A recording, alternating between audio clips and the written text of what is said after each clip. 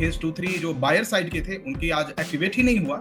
तो कुछ लोगों ने क्वेश्चन किया कि सर आपने कैसे जाना कि एक्टिवेट नहीं होगा, या आपने कैसे कहा कि रेंज बाउंड होगा, या 2.17 में आप अपडेट करते हैं कि अब एंट्री रॉन्ग हो जाएगी एंट्री करने पर। और आपने देखा कि जो 2.17 के बाद मतलब नहीं आई, अब कोई डेयर डेविल बन के एंट्री ले लिए होंगे तो उनकी एसएल जाएगी और वो मुस्कुराएंगे, है ना।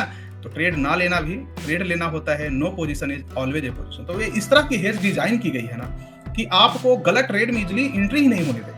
आपने देखा होगा कि जब इसमें एंट्री आ जाती है टाइमली, कभी 12 बजे आ जाती है, कभी 11 बजे ही आ जाती है, लेकिन आ जाती है उस रेंज के अंदर, तो एक अच्छा खासा मूव आपको देखने को मिलता है, मतलब निकाल देता है प्रॉफिट में, ज्यादा पेन नहीं देता है। देखा है आपने।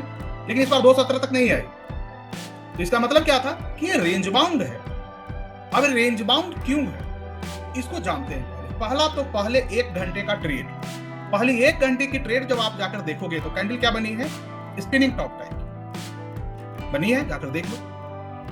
उसके बाद उस कैंडल के हाई लो ओआरबी ब्रेक नहीं हुआ है 1.15 तक, और धीरे धीरे स्लो मोशन में से नीचे आ रही। तो पहला सिग्नेचर था मार्केट का, भाई हम जाएंगे तो नीचे बट रेंज बाउंड में जाएंगे, मतलब इतना स्लो मोशन में जाएंगे कि आपके जो सम की सैचुरेशन वाली प्रीमियम है आने नहीं देंगे। तो सेलर डे होता है इसमें। अगर हम हेज 2-3 में मॉर्निंग में कॉल पुट की सेलिंग करते हैं, इसे डील कैसे करते हैं। डील करने का सिंपल तरीका है कि जब भी ऐसी कुछ सिचुएशन हो, तो ऐसी सिचुएशन हो तो हम करेंगे क्या, यहाँ पे देख लेंगे कि हमारा मार्केट रेंज बाउंड हो सकता है, तो पहला 1 आवर की कैंडल, और दूसरा डे टाइम फ्रेम का जो ट्रेड हो रहा है निफ्टी में या सेंसेक्स में, आप देखेंगे कि रेंज बनाए हुए हैं। सेंसेक्स में जो रेंज है ये 1200 पॉइंट का रेंज है, 1200 पॉइंट का रेंज है। वो रेंज क्या है आप आइए समझने की कोशिश करते हैं।